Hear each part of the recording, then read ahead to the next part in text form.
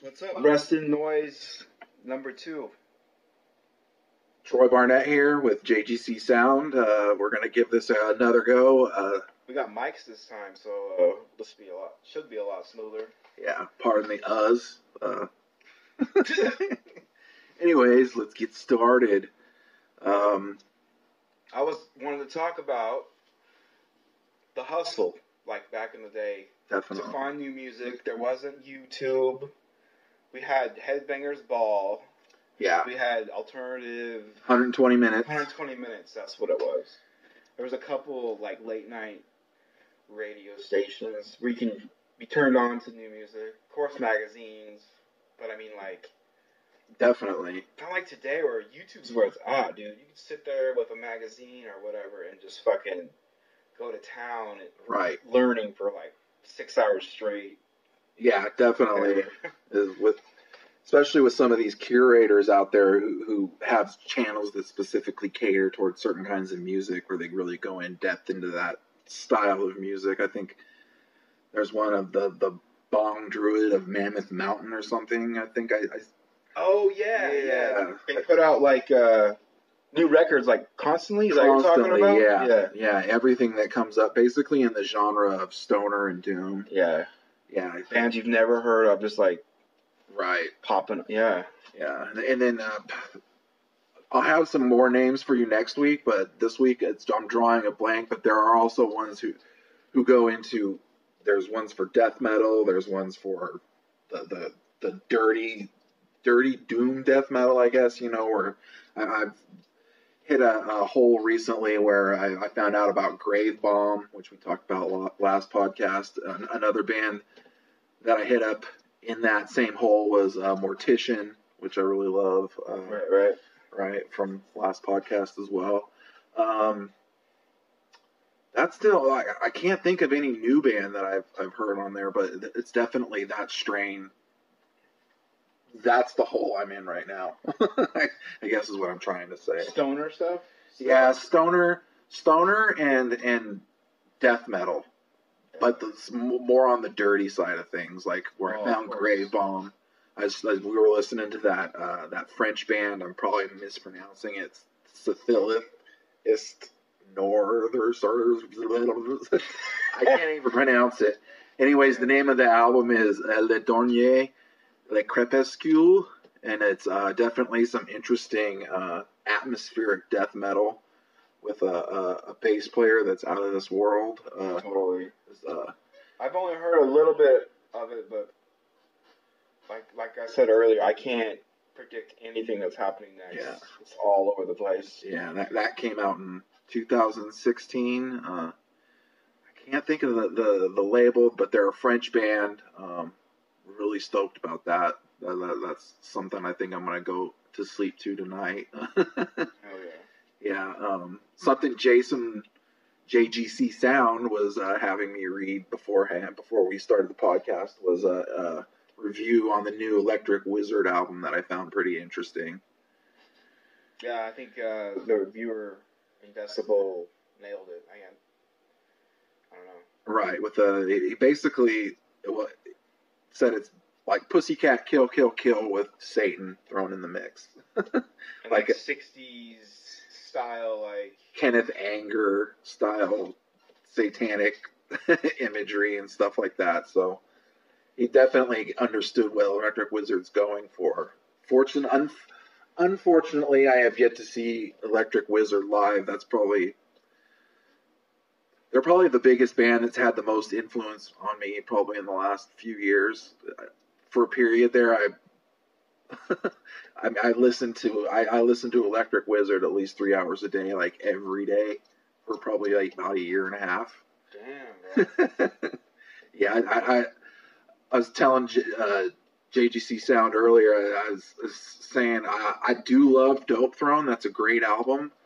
But I'd have to say my favorite Electric Wizard album is Come My Fanatics. It's just there's something really creepy about that album from the cover on through it. And there's definitely the hatred. That's when I think you can really start feeling the hatred of just Uhorn in the lyrics. And yeah, I mean, I'm a big Blood for Blood fan, and I'm a big Sheer Terror fan. So I think now in my later metal years, I think it's only natural that I gravitate towards a band filled with as much hate as Electric Wizard. Hell yeah. Yeah. So, what else came out this week that? So you were telling me 2 new albums dropped. Well, before that, I want to talk about The Hustle. Oh yeah, The Hustle. Sorry, we get a little off track here sometimes. Because I remember one Hustle. There used to be a place called The Warehouse, and they used to be. Their thing was you bring in 5 CDs and trade them in, and we will give you a new CD for in exchange. 5 used CDs for 1 new CD. So we'd go to Tower Outlet, go to the cutout bins. Oh yeah. Find 5 CDs for like $1 each that weren't too banged up, and then take them into the warehouse and get our brand new record of our choice. Yes. Hard fought. Hard won. Another thing we used to do was Tower Records had a no receipt return policy. Fucking brilliant. Thank you, Tower. And fortunately, we had a friend there. His name was Jason. Yeah. I mean, he wasn't a close friend, but we were there enough times. Like every day. And he would tell us about bands to check out. So we go, again, to probably Dimple, I think, was Dimple and the Underground, if you're a Sacramento person, back in the day, and find the newest looking tape you could find, because I was a tape guy. And then go back into Tower and say, I don't like this tape. And then they would just take it and say, pick out whatever, and come up to the counter, and we'll give it to you. And so it was just that easy. You know, I mean, I felt bad for a second when Tower went out of business, but then I realized, remember how much money they were charging for this shit back in the day? Like 18 something for a CD. Yeah, some ridiculous amount, you know. I mean, you look back on those days and it seems archaic. I mean, don't get me wrong, I'll pay that money gladly for a piece of vinyl. Yes. You know, I mean, the big artwork, there's a pageantry about it. But for a small CD, especially when the CD is one of the ones where it's in the jewel case and you just have the little booklet in the front. Yeah. And that's it. You're just like, this is it. This is all you can do. There's no, you know, I think vinyl definitely gives you some of that back. So yeah, and just the sound, it's a completely different animal on vinyl. Definitely. It feels like it's in the room. It feels alive. Right. I mean, dude, it's basically like a groove cut into a piece of plastic, and then there's music on it, and you have to make these tools work. Right. It's fucking crazy, dude. Right. There's something real world physics about it. There's not like. And if the apocalypse happens, the grid goes out, we'll still have music. Think of that. That's crazy. You hear the stories about in 100 years how many machines we're all gonna. If you in the future, they talk about how many machines a library is going to have to be able to play all the media from all the years it's collected. You know what I mean? Yeah. Because right now, if somebody were to hand me a floppy disk, I have no way of playing it. You know what I mean? Right. Think about it, and then that's just boom, boom, boom. So weird shit to think about. A lot of equipment piling up in Goodwill because of it. Yeah, dude. Every time it'd be like a dream going there. Back in the 90s. Yeah. Like, you know what I mean? Yeah, get some of the shit now. Components and stuff people don't even use anymore. Right. I was telling you about I was a pricer in a thrift establishment that shall remain unnamed, but I used to talk to the old guys who would come into the place all the time, and they would tell me about the specific tube amps and shit they would look for. And then they would come in, they would buy anything with tubes, and then they would take those tubes out and put them in components that they actually had that they liked. So they were like total junkies for the stuff. And there was a sizable group of them, probably like 5 to 10 dudes who came in all the time looking for the stuff. Something I didn't know about. When I have money someday, I'd like to start doing that. Yeah. Maybe a cool little hobby. Right. I still want to. If I were a rich man, I'd have an orange amp in my house as a piece of furniture. That would be awesome. Yeah, the hustle. Also, another part of that was going back and looking through the local. I remember you specifically. You were an avid. You would go out and get the news and review the day it came out to look at to see what shows were coming out and to read the reviews. Right. And I remember also, if this is for people in Sacramento going way back. If you remember the Magpie, they used to do a lot of music reviews. Yeah. Right. What else did we read? Pulse had music reviews. See, the only place to get good music reviews were in written. Yeah. You know, it You have was to buy a magazine or right. Or like I said, listen to Headbangers Ball 120 minutes and listen through 90 minutes of bullshit for 30 minutes of heaven. or hopefully there'd be something like cool you discover at like a listening booth at Tower Records or Yeah, the listening booths were that was a step in the right direction. That was awesome. Yeah, found some good shit that way. They would have a listening booth specifically in the punk section. They had a listening booth specifically in the metal section. I mean, it was only like 6 records, and they changed it, I don't know, every couple weeks or something. Right, and it was like super awesome when they changed it out. Yeah, you're like, ooh. If they took too long, I get pissed. Yeah. I'm trying to learn here. Yeah. It's just garbage. Yeah, and sometimes too, another part of that hustle was Tower Records because they had that pretty relaxed return policy. Yeah. You go to one Tower Records on Watt Avenue, which is the original Tower Records of everywhere. You go to that tower, buy your whatever tape or CD you want. We'd listen to it in my dart on the way over to the other tower. Yeah. And if we didn't like what we had, we'd return it and get something else. Form an opinion on the way. Yeah. It's like a 20-30 minute drive. Right. That was when you had that was in the days when you wanted to find a ska album, you had to go to the reggae section. Yes, I remember that shit. Yes.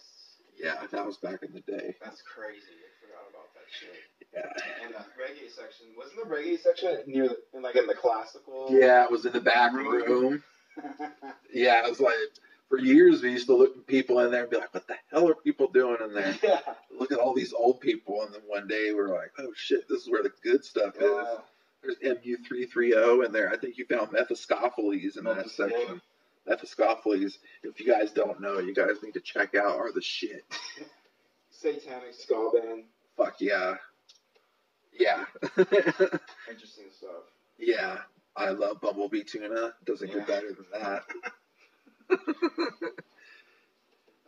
What's another thing we used to do to find out about shit? We judge. Oh, this is a good one. This is probably one that some people probably still do to this day. Liner notes and albums. Oh, hell yeah.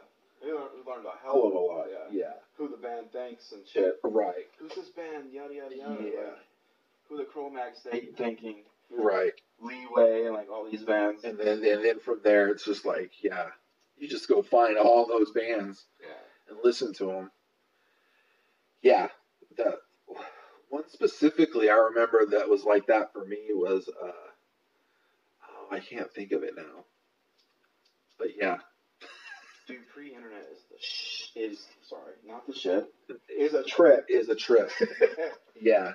To think about what we used to have to go through, it's painful.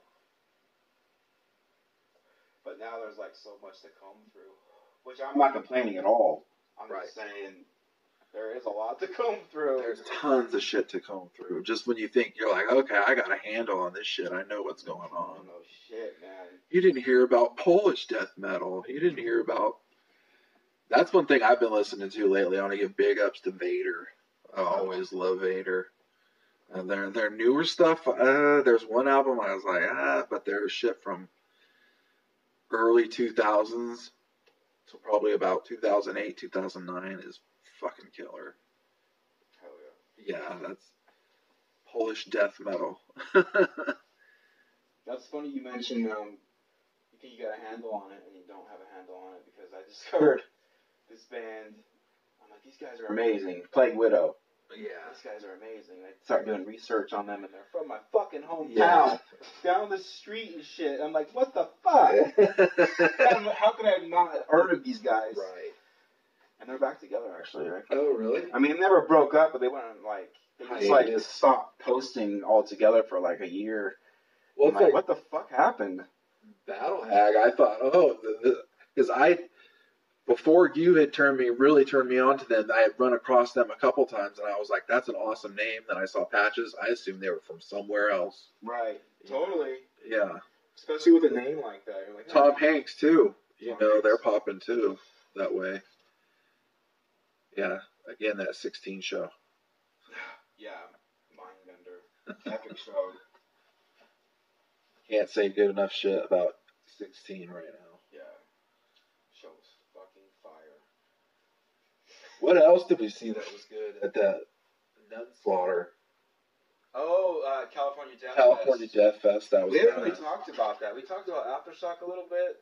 Right. But, like, California Death Fest was a trip. That was badass for the first time we went. And we caught, who did we catch? We caught Nunslaughter. But first, who did we show up for? Pissgrave. Yeah. Was playing right when we walked in the door. And I was just like, wow. Yeah. This is filthy. I mean, I've heard them before, but live is just like, yeah. I got a lot of respect for band when they can filth up a room with their sound the same way their record filth up a room, you know? Speaking of filth, big up to Magruder, or not Magruder Grind, Undergang. Yeah, I Undergang. always think of Magruder Grind when I think of Undergang. But yeah, Pissgrave opened up the show. They sold out of t-shirts. I couldn't get one. I was pissed off about that. But yeah, Nunslaughter was impressive, bro. Nunslaughter. I mean, there were some good bands. I don't want to say there weren't good bands up until that point, but when they came on, the energy definitely changed. The lead singer has a stage presence that's just like a crazy stage presence. Yeah. Like anybody they played in front of, they would catch on. Right. If they could get past the name Nunslaughter. Right. But I don't think they. Yeah. Yeah. Definitely like I don't want to say Axl Rose, but it definitely had that like all over the place. Like whenever I think of stage presence, I think of Axl Rose for some stupid reason. Back in the day, yeah. But, we saw Siege. That was interesting. Siege was badass. That they definitely changed the energy of the room too. It was like all of a sudden it went from death metal to like to hardcore punk. But it definitely, when I listen to the CD, I definitely hear why a lot of death metal and a lot of grindcore bands list them as an influence because they're power violence. Yeah. Definitely just like, yeah. I can see it. It's just crazy. We did research on the way home about Siege. We've heard of Siege. We've heard Siege, but we didn't do like research on them.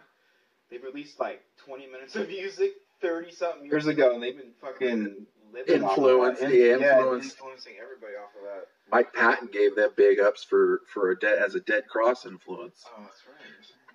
Yeah, and then I bought the entire their entire discography from the lead singer for $5. I also bought my Zaskia Cultus album, Behemoth album from Nurgle. At that Deicide show. Oh, wow. Yeah. That was a crazy show. That was a crazy show. I remember him wearing these high black spiked boots and shit. I'm like, what the fuck is this? I remember when Deicide came out and they had those big gold crosses. It looked like bling, but it was an upside down cross. And then Glenn Benton had the upside down scar on his forehead. Yeah. And then him being hella pissed because that money got ripped off for the show. Yeah. And then they almost didn't play, but then everybody started throwing money up on stage, and he's like, I'm not going to fuck you guys. You all paid your money. That's so cool of him. Yeah. That was a weird show because I've never been to that club, and I've never been to that club since. I went there one other time, and we saw, if you're a Sacramento fan, Jughead. Oh, that was at the same place. Yeah. Oh, okay. Remember So when there was I like somebody skateboarding before? Yeah. Yeah. I was like, okay. Jughead, I just remember you and my brother. Jughead is like this punk thrash. Yeah, punk band thrash, around for a while. but with a sense of humor, kind of. Yeah. But it also just like straight rocked like AC/DC, just like they were pretty good. they didn't sound like AC/DC, but they had that balls out attitude, just like yeah. Fucking Jughead. Yeah, I still see bumper stickers of them to this day. That's funny. That is funny. I wonder what happened to those dudes. Maybe they're still out there if they're listening, or if anybody out there listening knows who they are. Tell them people still remember them. We remember. Yeah, that Deicide show, that was an arena-sized show in a little club. Oh yeah, it was jam-packed too. Yeah, it was Behemoth. What was the other? Amon Amarth and Deicide. And I want to say one other band, and I'm not remembering the name of it right now. That was a good show. That was a good show. Yeah. Who else did we? We saw Siege, we saw Nunslaughter, we saw Pissgrave. Mortiscald was good. Yeah, Mortiscald was good. Chunky beats. Yeah. Or beats. Just riffs. Yeah. Chunky riffs. Yeah, they're the thing I can say about Mortiscald is their sound is definitely just like their logo. Yeah, that wavy. Right. Definitely. Yeah. Who else? And then it was Mortiscald, then Demolition Hammer. Oh yeah, Demolition Hammer. I'm trying to remember everybody who played. Demolition Hammer was impressive. Super aggressive thrash. Yeah, he was super. Yeah, they were like the old dudes too. Yeah, they were not young. New York not hardcore thrash. New York Yeah. thrash From back in the day. And then before that was Sadistic Intent. Oh, from L.A. L.A. early. They were LA tight, metal. but I wasn't like right. The most interesting thing I thought was their blacklight. The whole blacklight thing going on. Yeah, going on. The colors. There were hella people there to see them though. They were. I mean, maybe they know something we don't from back in the day. First, right? Anything with them. Yeah. Right.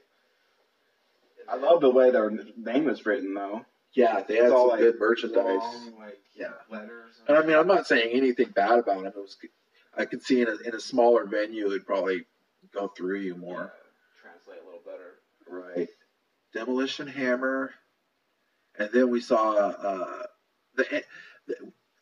that was so many bands. It was hard. I mean, it wasn't hard to take in. It was all honestly really awesome. Yeah. But by the end, you're like, okay, you better be really good. You got to impress the shit out of me because I've just seen like everything. And then at first they started off slow or kind of like, okay.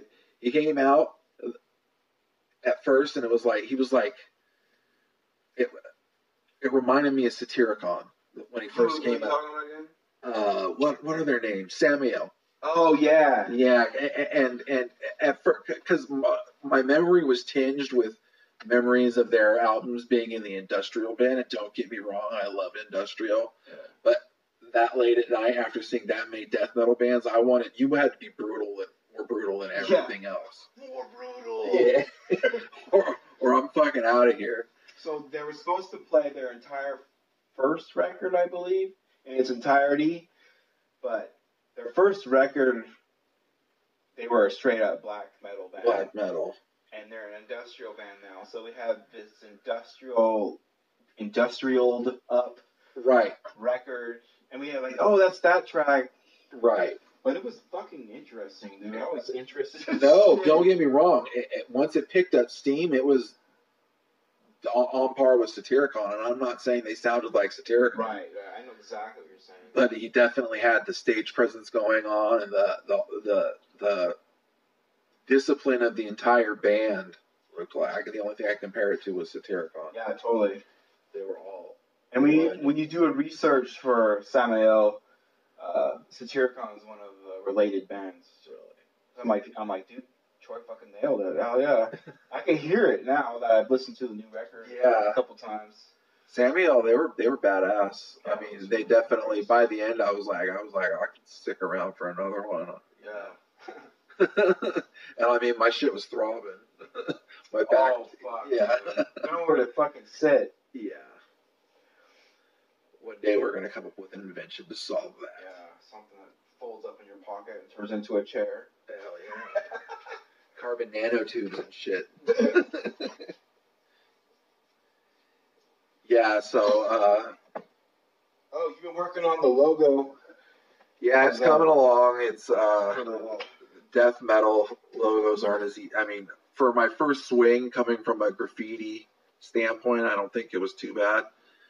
And it definitely, when you look at some death metal logos, you can definitely feel the graffiti influence, but I think, I wanted to go for something more, ornate and unreadable. Yeah. You know, and then, yeah, it's coming along, so, I'm looking forward to seeing that and putting that up. Yeah, so hopefully soon, and then maybe sometime in the distant future we'll have stickers. Oh, yeah. Oh, you got the hook up on all that shit. Yeah. You got the know-how. Yeah. That's my job. That was my job. Anyways, yeah. Who knows? It will continue. It will continue. Make me stickers. Yes, sir. Yes, sir. No, I have a blast doing this stuff. I mean, this is all out of love. But the reason we're sitting here even talking about this stuff is, you know, I don't know, to throw our hat in the ring, because I think we've been around for a while and we've seen a lot of shit come and go. And we have as Three Creations said, we're the fucking OGs talking about music. So. Thank you very much. We appreciate the high compliment. He's a cool dude. Yeah, no, definitely. I've definitely seen him in your comment sections from for a long time now. It's high praise. So I have okay, we both don't like Ace of Spades, the sound. Right. But Immolation's coming. Yeah.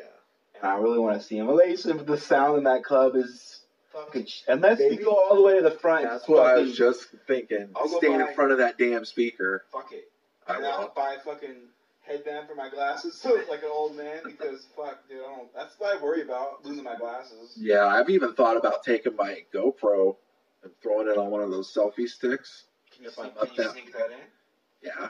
Easily? Don't they make you dump your pockets at Ace of Spades, though? I hold it in my big ass paw. They don't see it. I hold my vapor thing up. They just see it's like a vapor box and let me through. Oh, okay.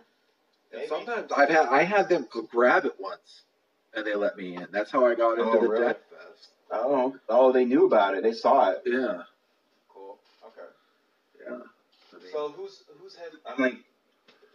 I have that, and then you have the recording device hooked up to your phone, and you just record the whole fucking thing, and then I sync it up. That would be badass. Who's the fucking black metal band headlining that show? They're huge. Mayhem. I was just I forgot the. God damn it. Yeah, the death of Euronymous by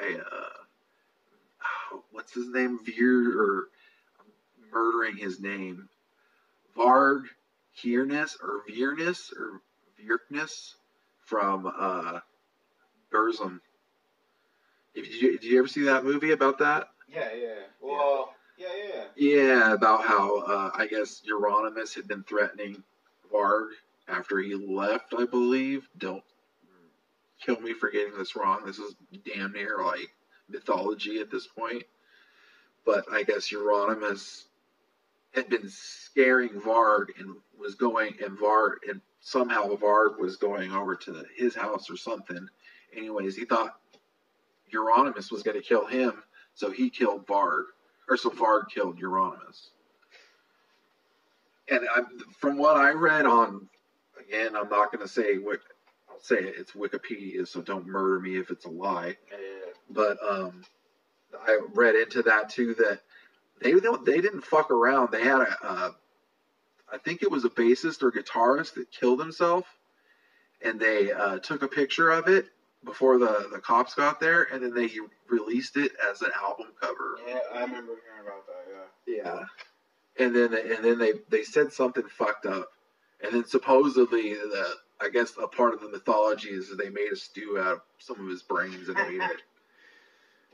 Which you hear stories like that, I'd be fucking scared of the motherfucker would do something to me, you know, if he's talking the way he was saying. Yeah. The way Varg said he was talking. People that don't even know what Mayhem sound like, like, I heard something like, yeah, like, be careful if you go to that show. I'm like, oh, I hope I die, and like, or whatever. Right. They're like seriously afraid to go see Mayhem. I'm like, come on, bro. Yeah. Mayhem's gonna be badass. I'm looking forward to that.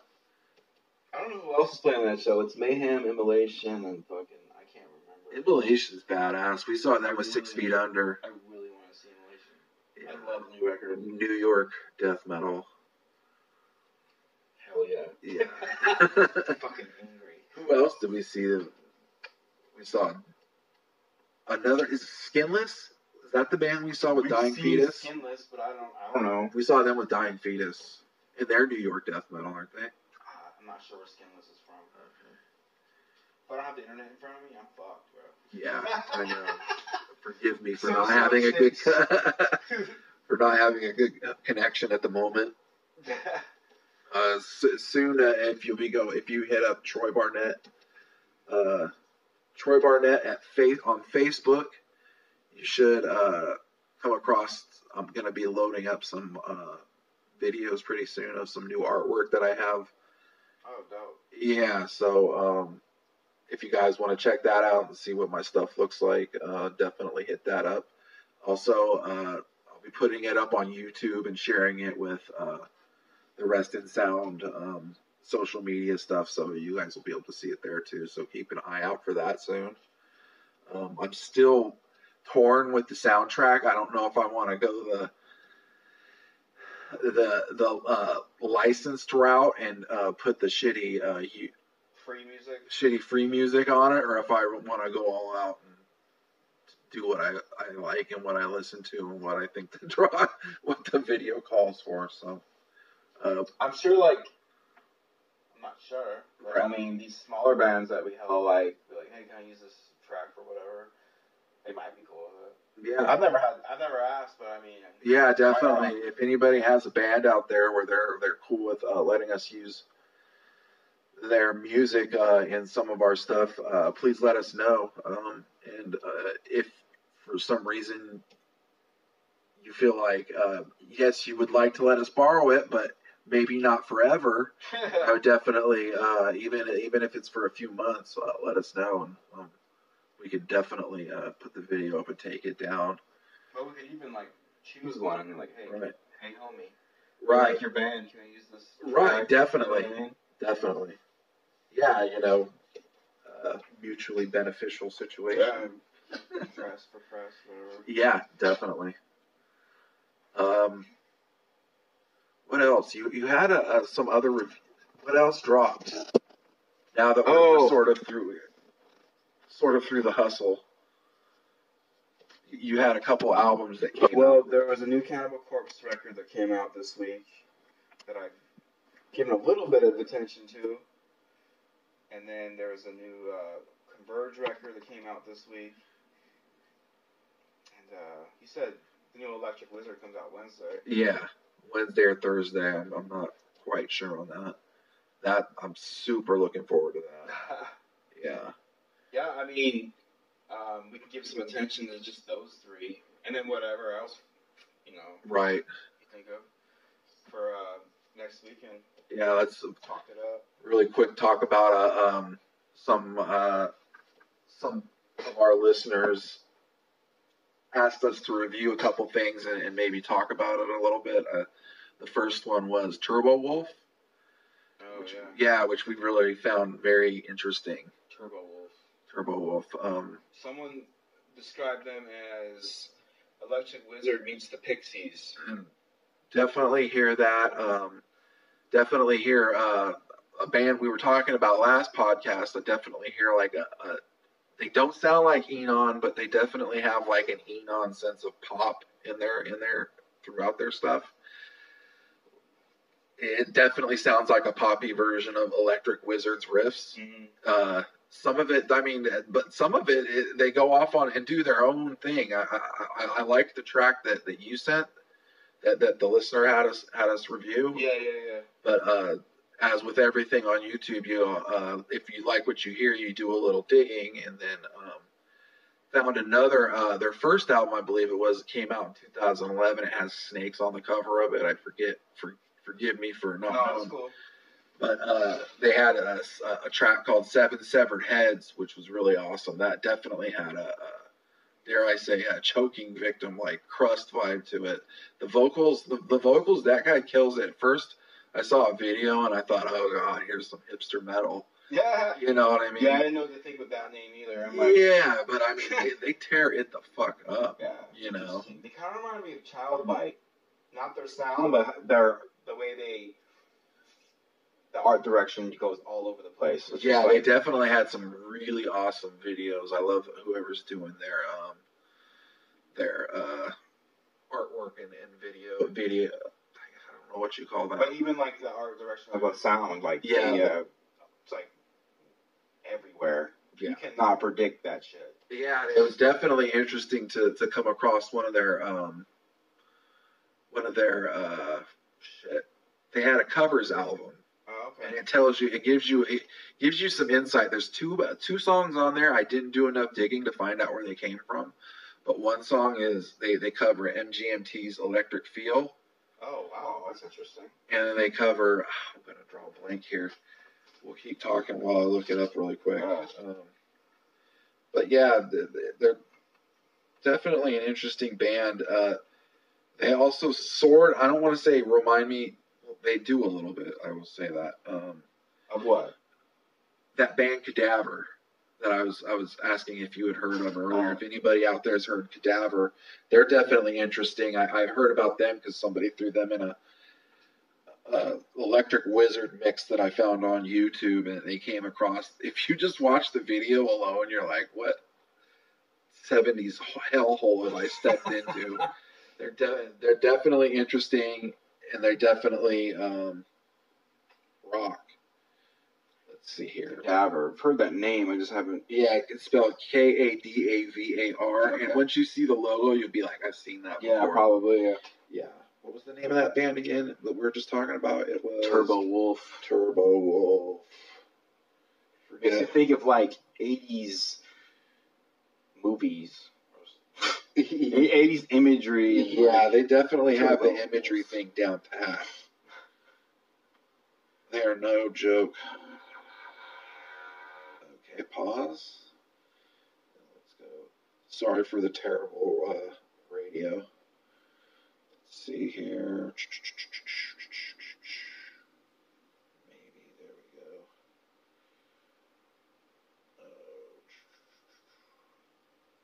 What's the name of the album? Covers EP.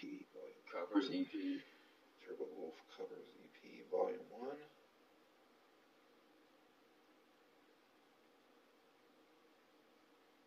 Sorry. Hey man, it's real life here. Yes. That's how it goes. A little bit of a little dash. Yeah. Reality. Yeah. A little bit of that Bubba Kush too, man. That Bubba Kush. They cover Captain Caveman, Somebody to Love, and See Through Head. See Through Head is that's right, one of my other favorite bands. The Hives. I love the Hives. Wow. Yeah, they cover a Hive. I can hear the Hives influence now that you mention it. For sure. Yeah. I can't get enough of the Hives. But they cover Electric Feel by MGMT, a Hive song, Somebody to Love by Jefferson Starship, and Captain Caveman. I don't know if it's the actual Captain Caveman cartoon song. If it is, that's fucking badass. Something tells me it might be some other song from some other band I don't know about. I'll do a little more digging. But yeah, Turbo Wolf was definitely interesting. Thank you for that was cool shit. Putting that on our radar. What was the other one? Was Lapseria or Lasperia? Oh, it's the That band from Ontario. Yeah.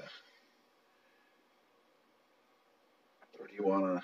I can't think of how to pronounce the name exactly. Right, let me look it up so we get it right, because these guys are definitely badass. Yeah. Super thick, dirty, like, doesn't let up. Right. Like, black and hardcore. Yeah, it's badass. So... It's like abrasive the entire time. But there's something that sets them apart from, like, Converge. Yeah, I definitely... Yeah, they're definitely... I love Converge, but maybe it's because for a while there, everybody was sounding like Converge to me. Yeah, a lot of band copycats. And... Right, so it was like, shit. Let me fucking find that. Sorry. Damn, we gotta take notes and shit, bro. Yeah, dude, this is never gonna happen again. This is a learning situation. Hell yeah. Let's see here. What is this? There we go. I will go through.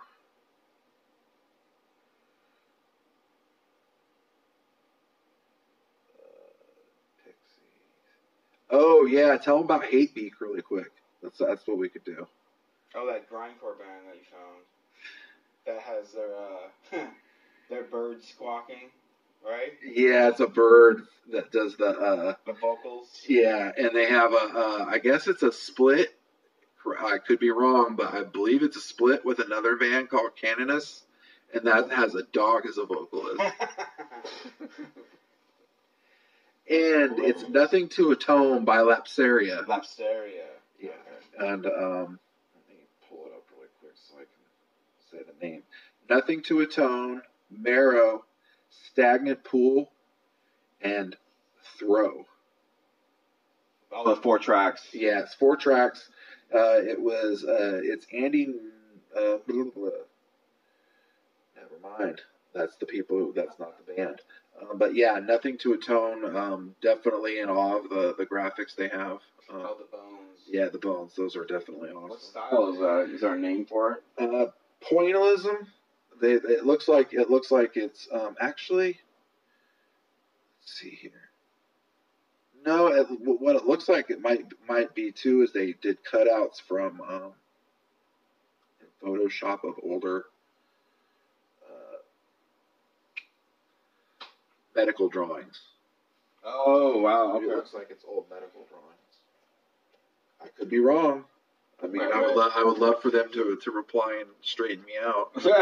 I'd definitely like to hear from them. Anyways, yeah, we really liked it.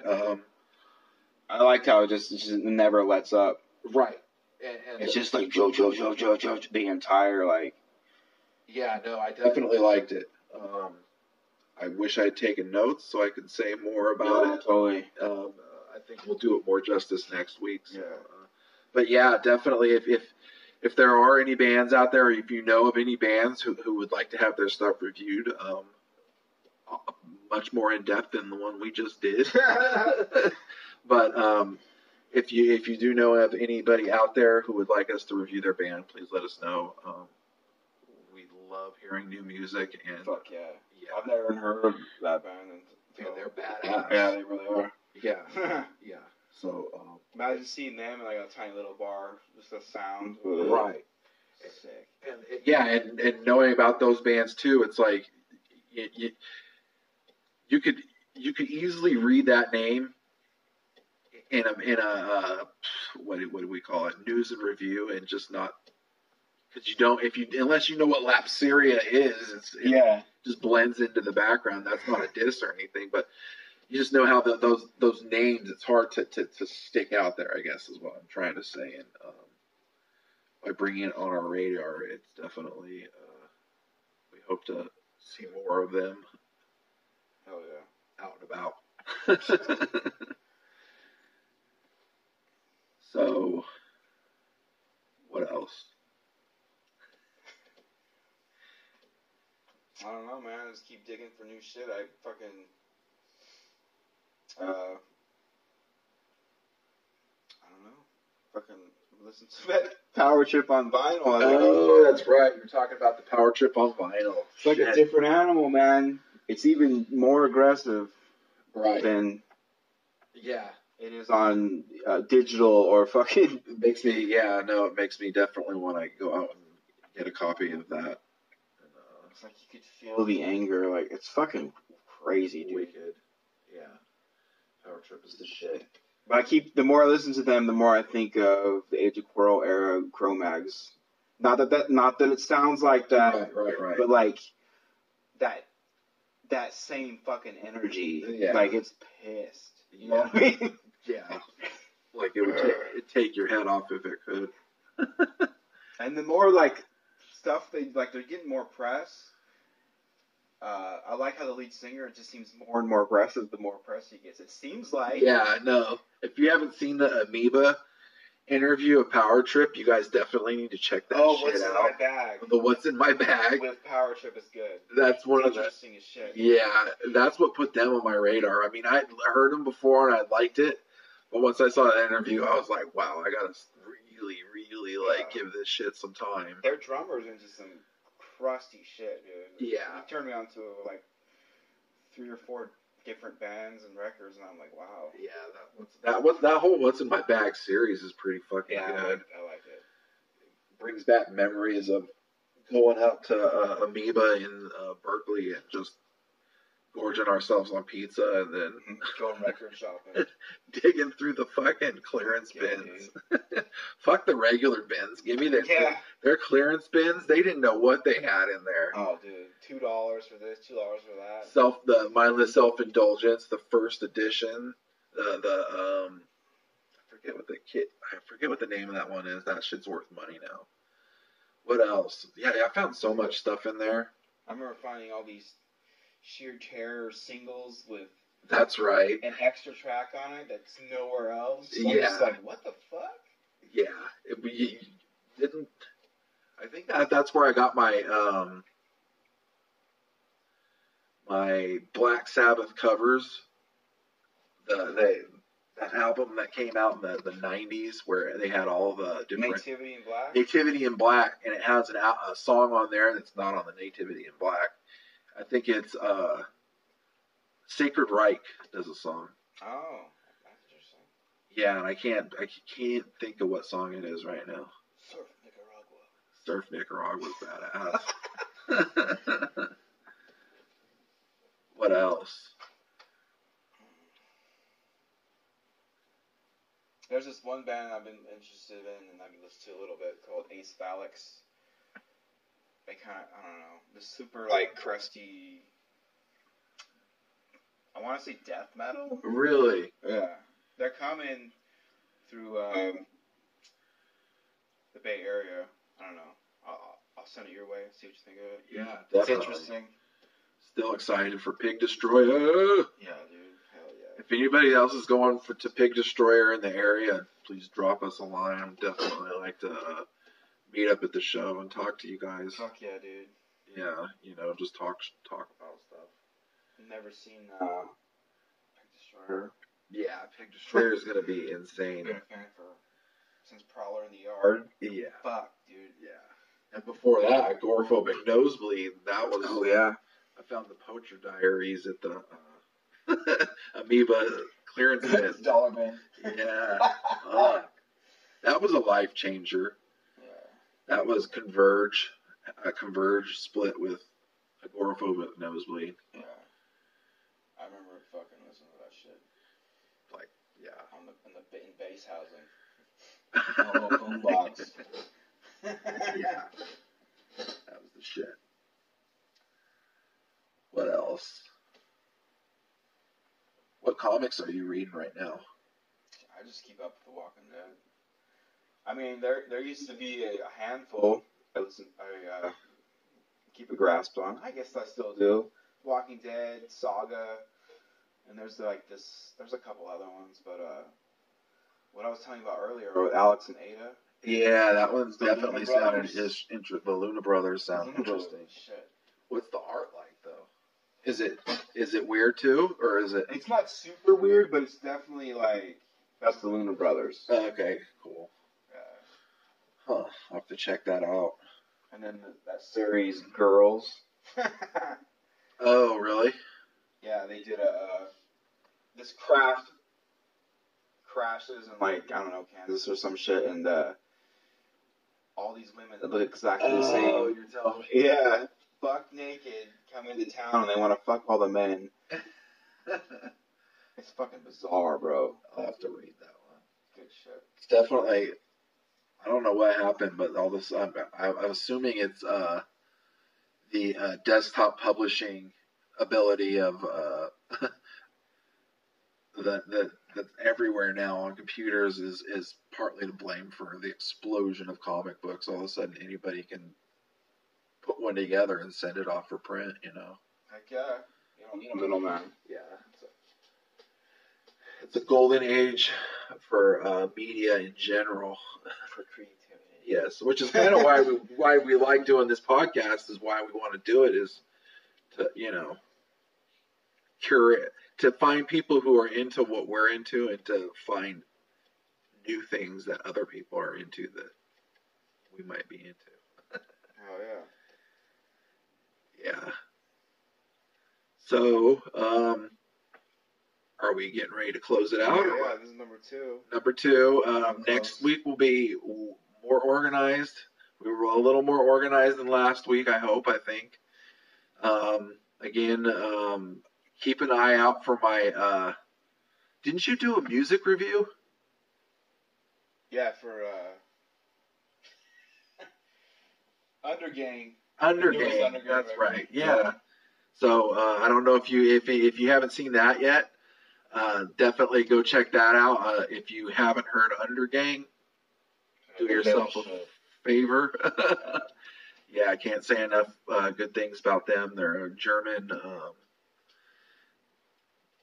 don't know what you call them. Like, they're not German. They're fuck, dude. Something. Belgian. We'll find out. No, I know, but not right now. I'm like. They were badass. Me right now. Yeah.